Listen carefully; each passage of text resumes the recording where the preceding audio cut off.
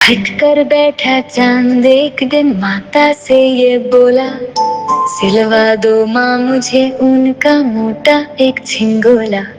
सन सन चलती हवा रात भर जाड़े से मरता हूँ, ठिठुर ठिठुर कर किसी तरह यात्रा पूरी करता हूँ। आसमां का सफर और ये मौसम है जाड़े का, ना हो अगर तो ला दो कुर्ता ही कोई भाड़े का। बच्चे की सुन बात, कहा माता ने अरे सलोने।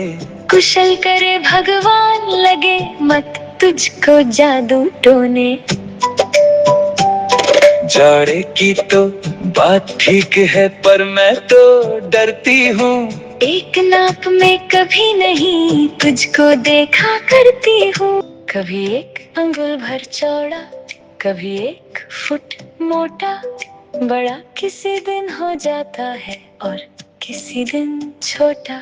घटता बढ़ता रोज किसी दिन ऐसा भी करता है, नहीं किसी की भी आंखों को दिखलाई पड़ता है। अब तू ही ये बता, ना तेरी किस रोज लिवाए।